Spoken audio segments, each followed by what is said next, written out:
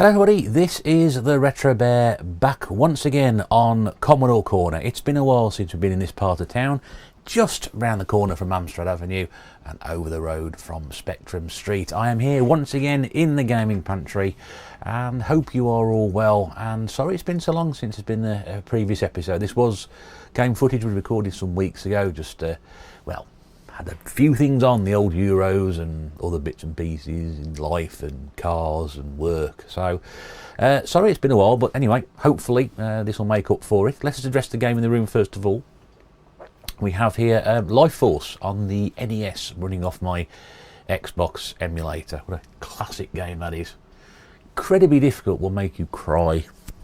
I think anyway. I always had real problems with it. Anyway, so we have that on there in the background. And yes, so Commodore Corner.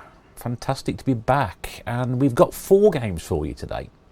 3 of those are obviously on the title screen, so you'll know what they are. I'll explain each one as we go along. And also a special bonus title. The reason there's a bonus title is because there's been a few issues with some of these games, which is really, really weird and really, really hard to explain. Possibly because I've just terribly bad at playing the games, which could be the case, or more importantly, there could be something seriously wrong with the games. I don't know. I don't think there is, but as we go on this journey, we will probably come across games which are, shall we say, you know, not quite well played as well as I used to in the old days. I don't know. It's one of them, isn't it? Really, we're not quite sure. We said before, our own games playing skills as we get older probably deteriorate, not quite as good as they used to be. Are these games as good as they were when we first played them? I don't know. Anyway, so without further waiting any further, let's crack on with this episode and get on with the stuff. Enough of me waffling, let's get on with the game footage. So first game up we have is a conversion of a arcade classic, Data East arcade classic, and this is Bad Dudes versus DragonNinja, which was converted by Imagine. This is also a Hit Squad game as well, for those of you who collect the much sought after Hit Squad titles. No, I'm not collecting Hit Squads. This is one of those game series there, and it comes in a jewel case. We get a tape, obviously, gives you this quickly. We also get a rather big pile of instructions.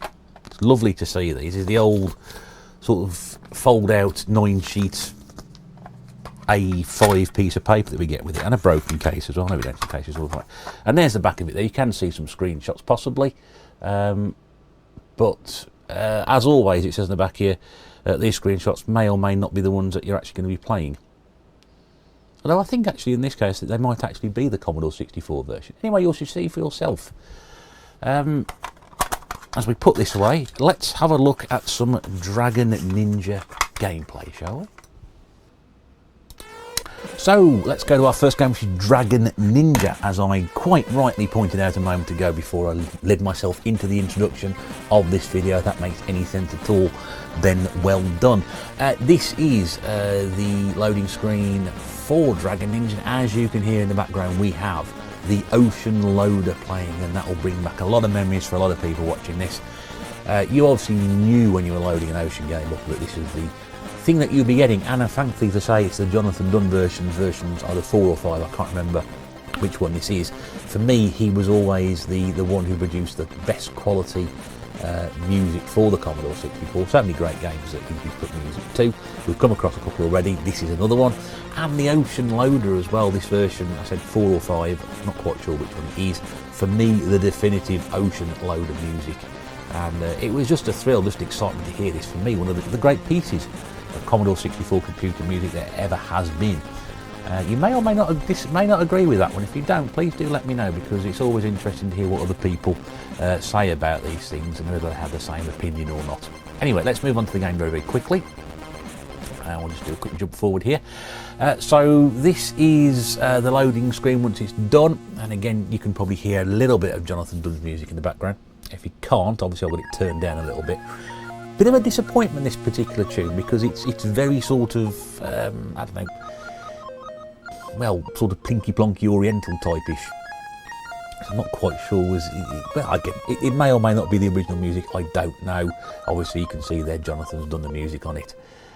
Not one of his better ones for me, this one, but we are now at the main screen, so let's get straight to the gameplay footage. Let's see, and this will be taken probably from my last run. So I had 3 goes at this, and this is going to be run number 3. And we join it here just after we started, I think. There we go. So this is run number 3. And the initial problem I've got here with the game itself is it's not quite as responsive as I'd like it to be. It's a little bit sticky. And you can do sort of kicks, and I'm relying an awful lot of the punches here. And it's just, you know, what am I being hit with there? I'm not quite sure. Quick talk you through the screen. Bottom left hand corner is a score. Second from left is your number of lives. Quite a generous number of lives on this one. High score right in the middle.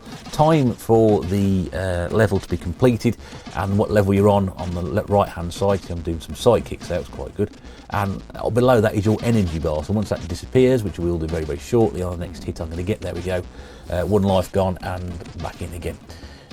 And that's, you see that little sort of bit where I'm obviously being hit by something. I can't quite see what I'm being hit by. It did take me a little while to sort out. The 4 characters we're getting here, which is a lady and 3 gentlemen in some sort of cat suits with hoods. They've all got sort of different things that they do. The blue ones just tend to be sort of the fodder, the green ones and the red ones are a little bit more exciting. Or I would say probably a little harder than the other one. I can get my arse kicked at the moment. But yeah, it just seems to be a little bit, it's not quite as slick as fighters nowadays. Even if you went fast forward from this game, I think it came out in '88. If you fast forward to sort of like Streets of Rage, you know, even Double Dragon, it probably was not far off being around the same time. They just seem a little bit more responsive. And this one is a little bit trickier. See, he's hit me with something long distance there, that red guy. I'm not quite sure what it was. And so we've reached the end of the first level. This is the first level boss, which appears to be some sort of Karnov type character. And again, you can see bottom right hand corner now, my energy level and his energy level are right next to each other, and I think mine is on the bottom, which means I'm not doing very well here. And he's blowing fire at me now. If you remember Karnov, that was something that he could do.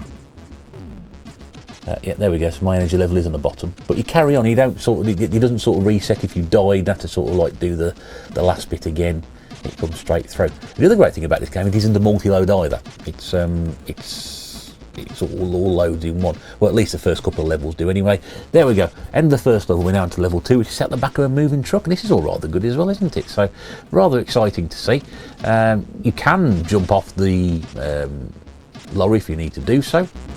You don't lose a life if you fall off. You can sort of jump down to where the link is between the two there and go onto the main road. But obviously you've got to remember that you are going along the road, so if you get to the end of the screen, you'll die. So it's probably not a good idea, but you do have to move up and down. You can jump back up again. And yeah, it's all rather fun. It's all rather bright. It's all a bit colourful. Nice touches here with the scrolling, and we'll get to the end of the second level very, very shortly. It's a good little game, this one. It's certainly worth seeking out if you can get used to the control system, because the control system was a real struggle for me. You almost see my reactions are rather slightly later or slightly earlier than they should be. Like I said, these are all these games I'm playing here, unlike some of the other gameplay I do on this channel. These aren't emulated. These are loaded in the official proper way, and they're done through the original tapes, which I'll show off before I start it. And obviously hitting those wheels, by the way, it also means I'm getting my backside kicked as well. If I just stay on, and there we go. We reached the end of the second level. This guy appears to have some sort of Freddy Krueger type claws. They can make very, very short work of me. There we go. That's the end of the game. Let's go back to the gaming pantry.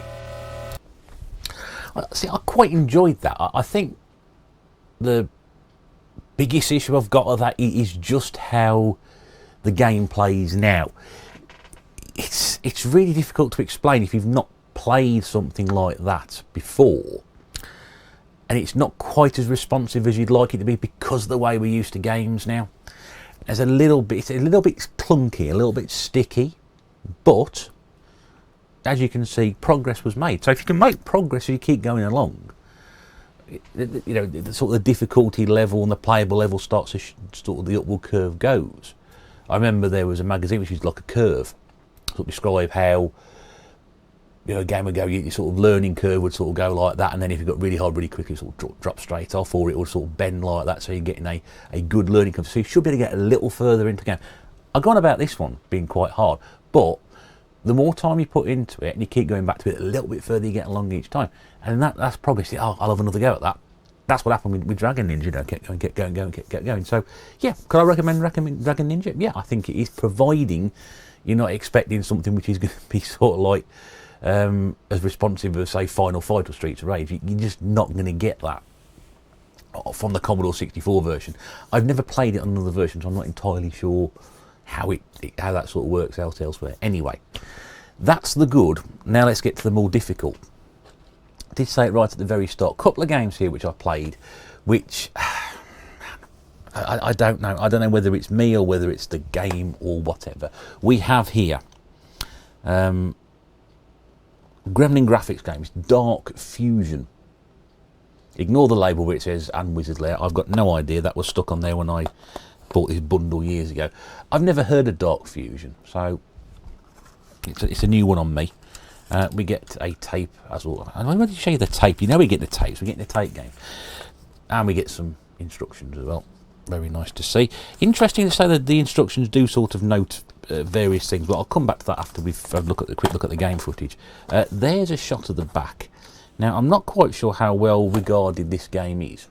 You may just be able to open the cover up a little bit, you may be able to just see that a little bit. So they are it is quite graphically quite nice game, this one.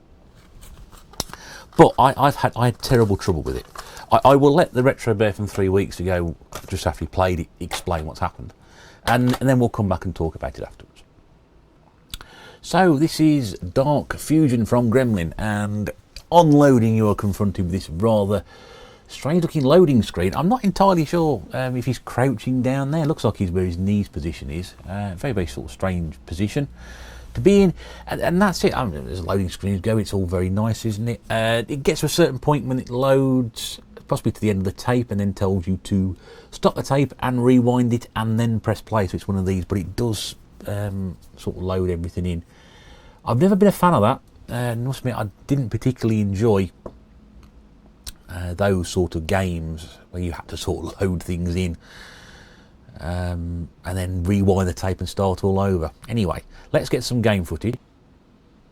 So we're now on to the game footage itself, and this is it. So as you can see, we've got a score top left hand corner, level where you are, and then there's a load of panel below. The instructions are absolutely no use other than telling me that I need to press spacebar to switch weapons. And I've got no idea what weapons I've got.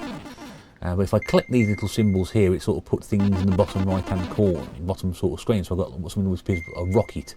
I've now picked up some other rockets as well. And just to keep going here. Now this is where I first found a problem, was how on earth do I get past this part of the game here? Not doing that, obviously, because far too close for the enemies to get to it. But it's the jumping. I just could not work out what the heck I am meant to be doing. Now, I've read the instructions in great depth. I've watched gameplay footage on YouTube of this. I even paused the game at the time to try and find out what I was doing wrong. Other than the fact that I'm not jumping properly, I don't know. I could just about do that jump. I was very fortunate, as you can see there, that there's a little bit, you can jump up that bit and just climb the rest of it, but I just could not work this one out. So the next bit here is obviously I need to take care of these.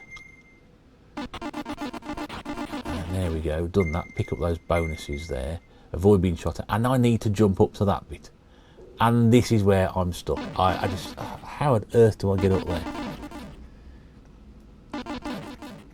And that is it. I stayed here and I moved around, and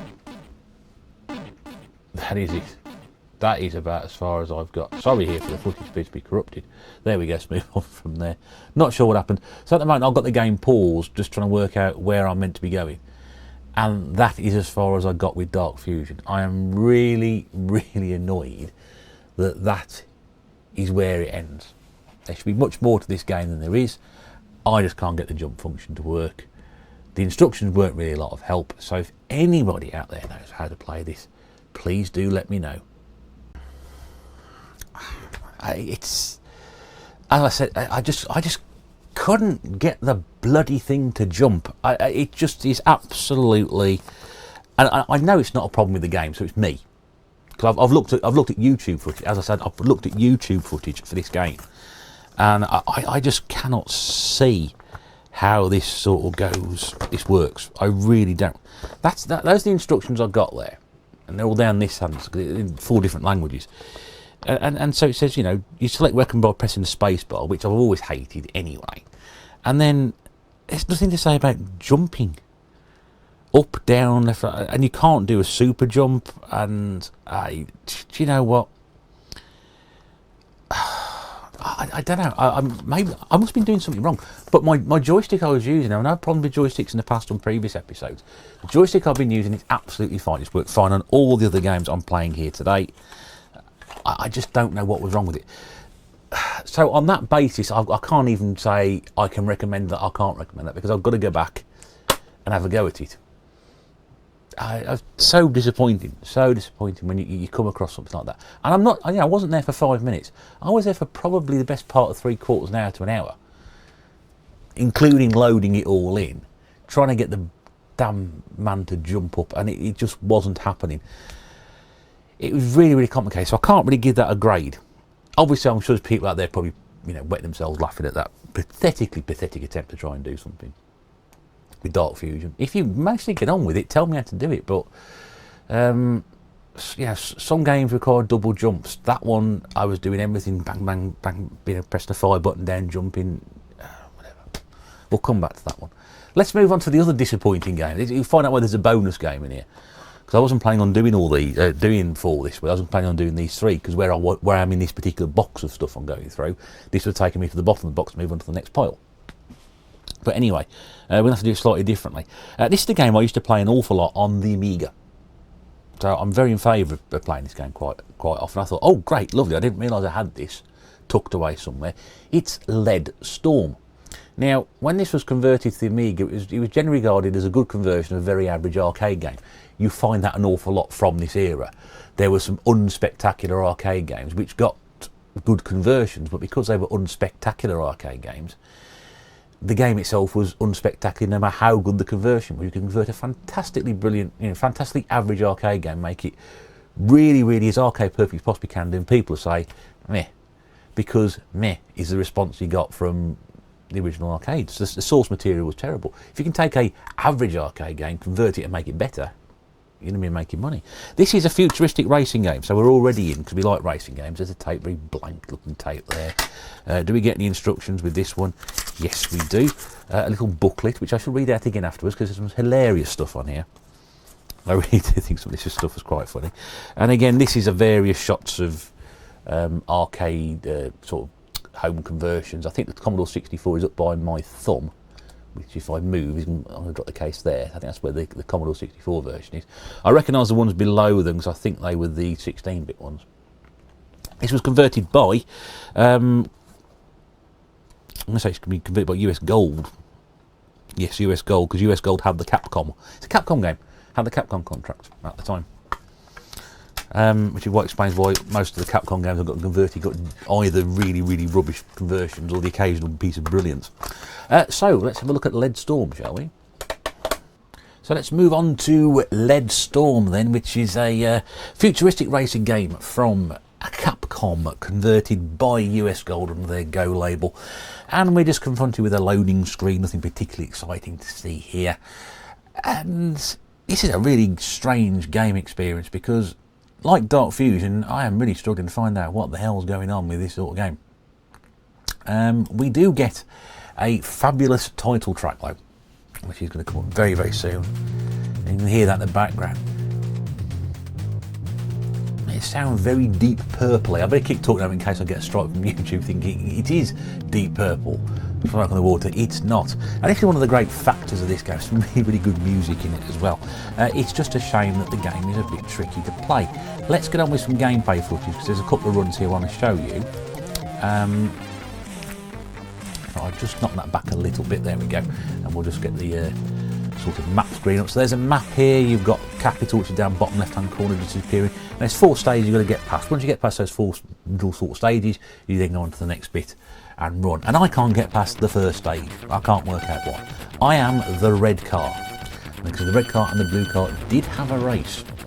And there's little things, there's a fuel can there I've missed, there's a jump thing I've missed there, you can jump yourself. There's little bonus things there which give you little power-ups and what have you.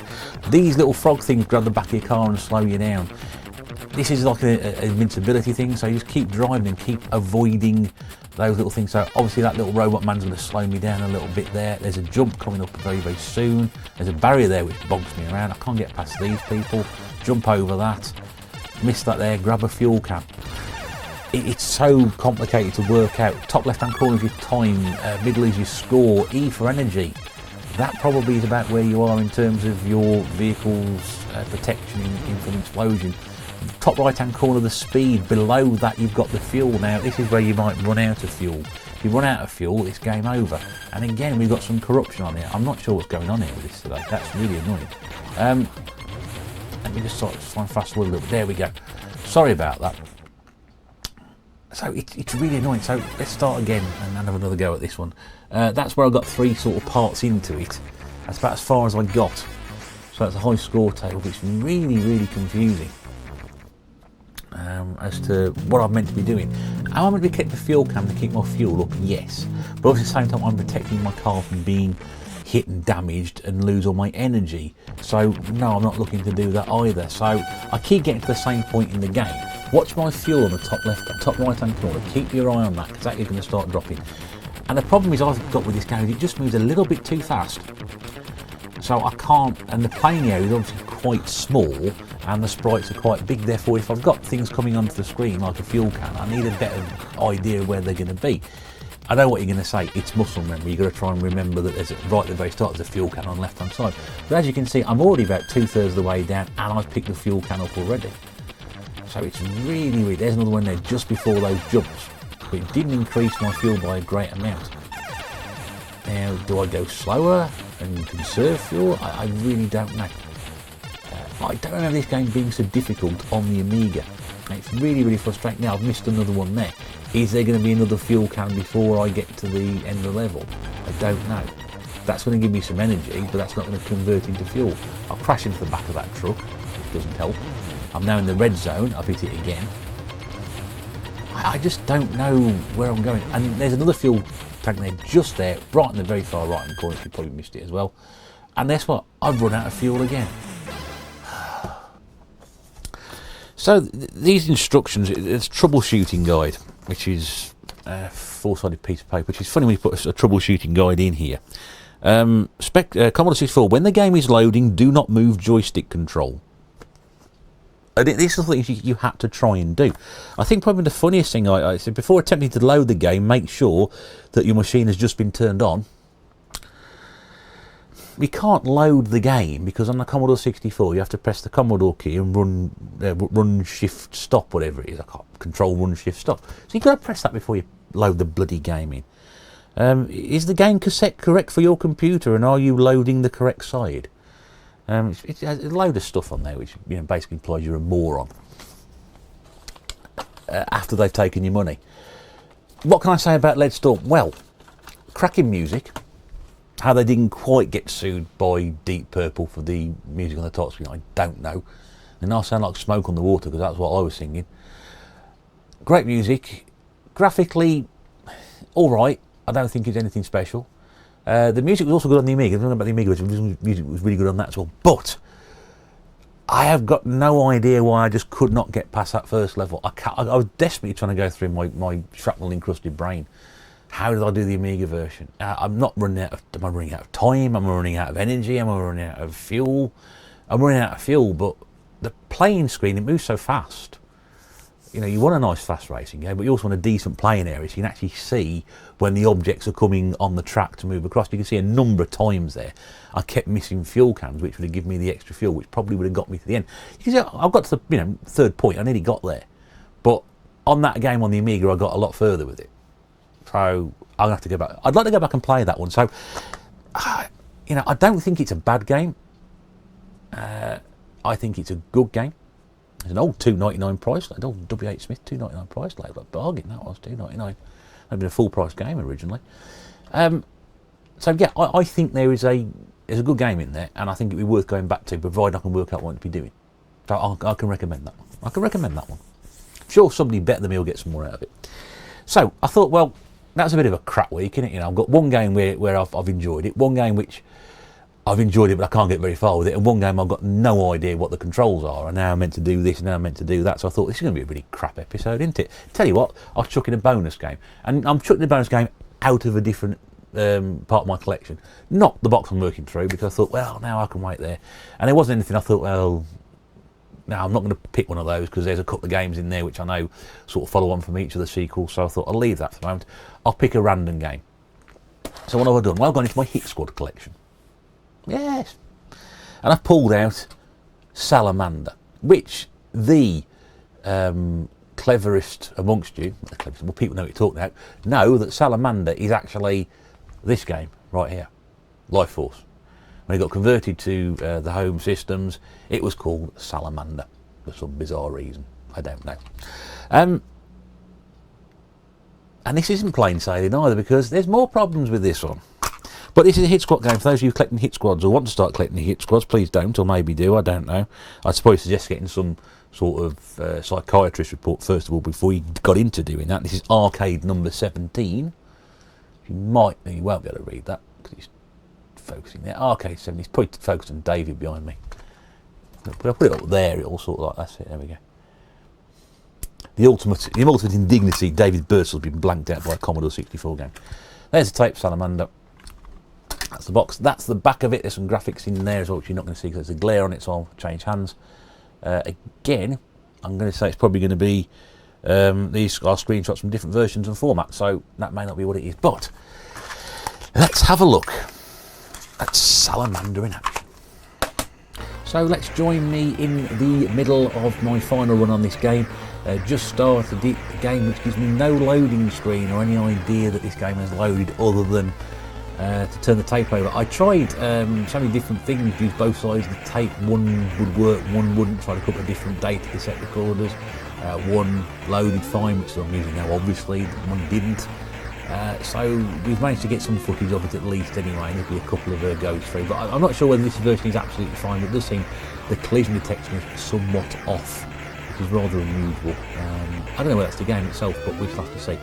And it does what the Commodore 64 does best, a fast-paced left-to-right arcade shooter of the highest order. Great graphics, fast action gameplay, giant weapons if I ever manage to pick any up. There we go, big green thing, there we go, some missiles going on the outside, that's rather good, isn't it? And these little green orbs which you pick up along the way. Cut all the runs I've done previously, this one got some bigger weaponry, but for some reason, once again, when I'm trying to transfer the file from one computer to another, it does appear to be corrupting some of the files. We've already seen that with Lead Storm and Dark Force. Dark Forces. So really sorry about that this week. Not quite sure what's gone on, but this is widely regarded as a classic, and you can see why. It's just so of its time. Absolutely lovely stuff if you do enjoy your shoot 'em ups. They don't make games like this anymore. It's really, really strange. And we've got some more bloody corruption. Wow. Wow. So let's just fast forward that a little bit and see how we get on. My goodness me. I have no idea what's going on this week. Let's start another run then, the last run of the day.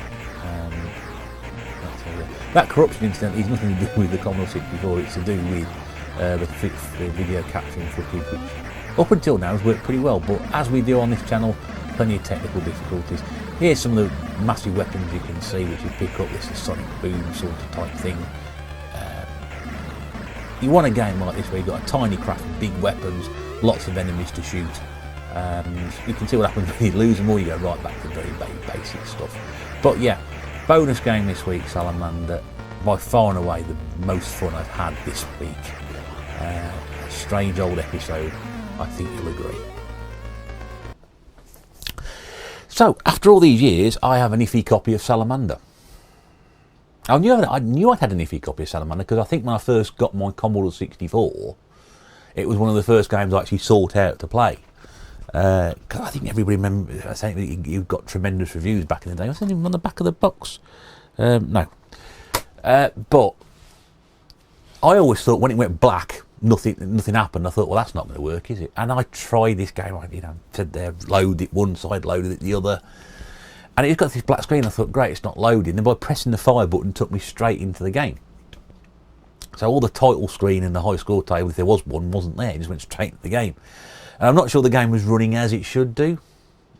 Collision detection seemed a little bit off, but I enjoyed playing it. Same way I enjoyed playing the PC Engine mini version, which I on the channel a few months back when I first got that, about a year ago now, actually, over a year ago. And it is a good game, and a lot of people do like it. I know there's a few YouTubers I've spoken to who actually sort of say it's an absolute classic, and it is. It's a real quality shoot 'em up. Other sort you don't see nowadays. And not only does it do the traditional left to right scrolling, as you can see here, you'd mistake that for Xenon 2. Now this was before Xenon 2. Yeah, this was before then, is it? 1989. Xenon 2 was probably 2 years later, 1 to 2 years later. So you've got the traditional side scrolling, and then you've also got the additional, and then you've got the vertical upwards, the old sort of Gallagher Galaxian type viewpoints, Space Invader type viewpoints. Although that was slightly different, but you know what I mean. Yeah. So a real mixed bag there. What can I recommend? Well, DragonNinja I could certainly recommend having a go at. Really did enjoy that. Lead Storm, if you can try and work out what the hell you're meant to be doing, I think there's a good game in there and well worth a look. Dark Force, if you get on better with that than I do, please do tell me. I have no idea. And Salamander, yeah, I think that's probably the pick of the bunch this week. It's a game I've always enjoyed, and even if that copy might be a bit dodgy, I've still got other versions of it elsewhere. I still think it's a good game. Yes, it's hard, and but you get a little bit of progress each time. As I say with DragonNinja, if you can progress the game a little bit further each time, then it keeps you coming back. If you keep getting stuck at the same point or go backwards each time you can't get to where you were, then it gets frustrating, and then you pick the tape up and you throw it across the room and think, why the hell do I bother? Maybe not quite as bad as that. Anyway, thank you very much indeed for watching this slightly strange episode of Commodore Corner, episode number 5. It's been a pleasure to have you with us. Do watch out for future episodes. There will be some coming at some point. I have a week off work coming up in a couple of weeks' time, so I might do some more there, although I have got some work to do around the pantry. Possibly some reconstruction works, not quite sure yet. We'll discuss some plans on that. But hopefully we'll be back down Commodore Corner very, very soon.